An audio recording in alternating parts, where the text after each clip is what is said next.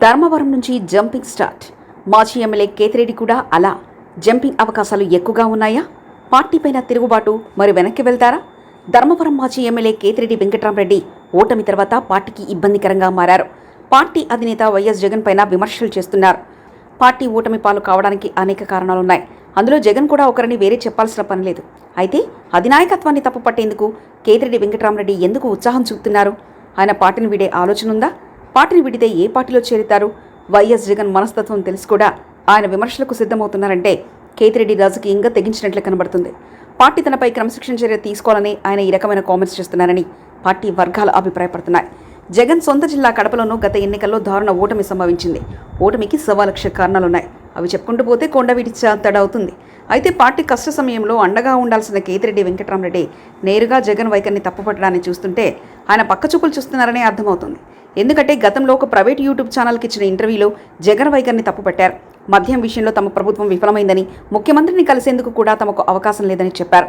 సీఎంఓలో ధనంజయ రెడ్డి వ్యవహార శైలిపై ధ్వజమెత్తారు. ఇక తాజాగా జగన్ ప్రస్తుత ప్రభుత్వంపై చేస్తున్న విమర్శలు కూడా తప్పుపట్టారు. మనం మొత్తం అప్పులు చేసి ఒక ఏడాది టైం కూడా ఇవ్వకుండా వాళ్ళ మీద పడితే ఎలా అంటూ ప్రశ్నించారు. వాళ్ళకి సంపద సృష్టికి టైం ఇవ్వాలి కదా అన్నారు. ఈ ఒక్క ఏడాది కూడా ఆగలేరా? ఇదేమి రాజకీయం అంటూ జగన్పై కేతిరెడ్డి నేరుగా విమర్శలకు దిగారు. కేతిరెడ్డి అన్న దాంట్లో వాస్తవం ఉండి ఉండవచ్చు. కొంత టైం ప్రస్తుత ప్రభుత్వానికి ఇవ్వాల్సిన అవసరం నిజమే. అదే సమయంలో కార్యకర్తలను కాపాడుకోవాలన్నా, నేతల్లో ధైర్యం నింపాలన్నా జగన్ ఆ మాత్రం విమర్శలు చేయాలన్నది కేతిరెడ్డికి తెలియదా అంటే దానికి మాత్రం ఆయన వద్ద జవాబు లేదు. కేతిరెడ్డి ఒకసారి కాంగ్రెస్ నుంచి, మరోసారి వైఎస్ఆర్ కాంగ్రెస్ నుంచి గెలిచారు. 2 సార్లు ఓటమి పాలయ్యారు.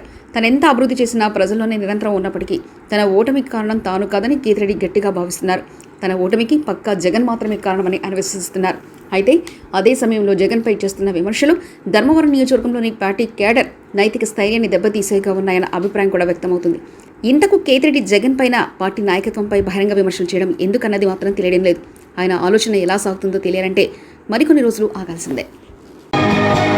మరిన్ని కథనాల కోసం సబ్స్క్రైబ్ చేసుకోండి మీ అక్షర శిల్పం.